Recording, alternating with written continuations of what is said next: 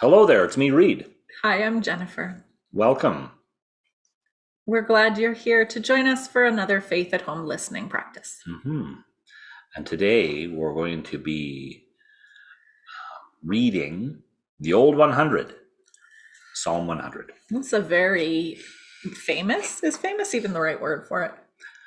I think so. It's familiar, maybe. Maybe Familiar is the familiar. word. It's not maybe Psalm 23 famous that you'll see on posters and things.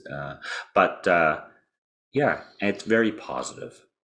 It's Popular for one that of reason. those psalms that fits in the category of a psalm of praise, and it's just a straight up psalm of praise. Yeah.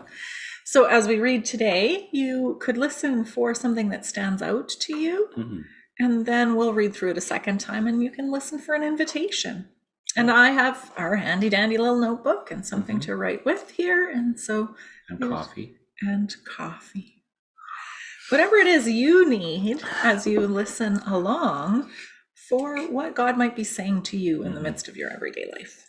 Indeed. So shall I read first? Or? Sure, that'd be great. Psalm 100. Psalm 100 from the New Century Version. Psalm 100. Shout to the Lord, all the earth. Serve the Lord with joy. Come before God with singing. Know that the Lord is God.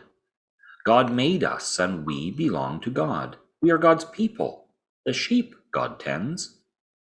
Come into God's city with songs of thanksgiving, and into God's courtyards with songs of praise. Thank God and praise God's name. The Lord is good. God's love is forever, and God's loyalty goes on and on. Short and sweet. Short and sweet. The thing that stands out to me today is the word sing. Sing. Partly because I like singing and we do a fair amount of that around this house, but also because in my work life right now, we're not allowed to sing. Oh my goodness. And so it just stands out to me today as, that's one of the ways for me anyway, that I recharge my batteries as the day goes. To sing helps me connect to what matters most. Right. What do you notice as you listen today? The time thing. God's love is forever, and God's loyalty goes on and on, which I think the on and forever are the same thing. I don't know Hebrew, I'm sorry. So I can't read it in the original language, but maybe it was the same word, or at least the same meaning. At least that's how it rings in my ear, is that God's love is forever, and God's loyalty goes on and on, or forever. I don't know. That's what stands out to you. I wonder what stands out to you as you listen along with us today. We're going to listen to Jennifer read it this time, and listen this time for an invitation, a call from God, because that's what this process is. It's not just listening to an interesting poetry or ancient poetry that maybe is hard to understand or something. We're using the Psalms as a way of listening to the voice of God in the Psalm. So we meditate and listen, and then things jump out at us. And I'm saying, what we're saying is, listen for that thing that comes out and accept it as God speaking to you. You may go, I didn't have enough sleep last night, so that's why I'm thinking X. Never mind that.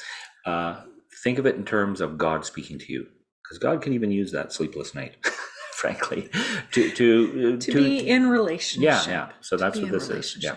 Yes. So Jennifer will read it again, and we'll listen for that invitation. Shout to the Lord, all the earth. Serve the Lord with joy. Come before God with singing.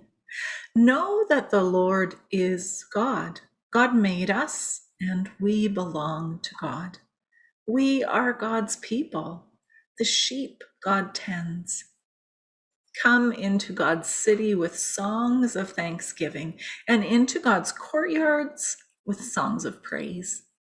Thank God and praise God's name. The Lord is good.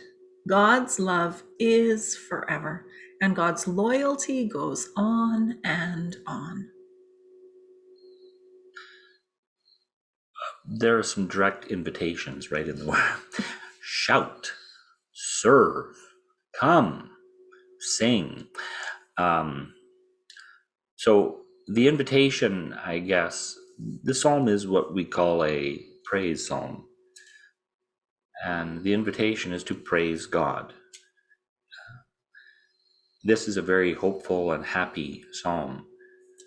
Sometimes we read a psalm and you are not hopeful and happy.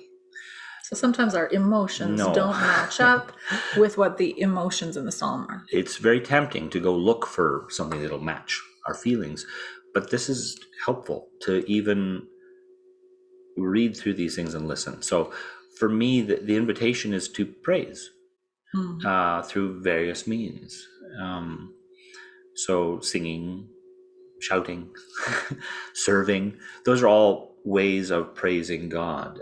Praise is what I'm called to. I know it's simplistic, perhaps, but it's sort of a broad term. So praise can be many things, like I said: shout, sing, serve, come. Now I like the environment, the world, the creation. So that's often where my mind goes to, that praise, because I can see God's grace in the world. So I can go and say, "Oh, isn't that beautiful?" As I say, and that draws you to, in seeing the beautiful thing, to say thank you to God or to praise God. For me, the invitation also is pretty straightforward in that thank God and praise God's name. So maybe we don't always hear the same invitation, but not very often. Not very often, actually.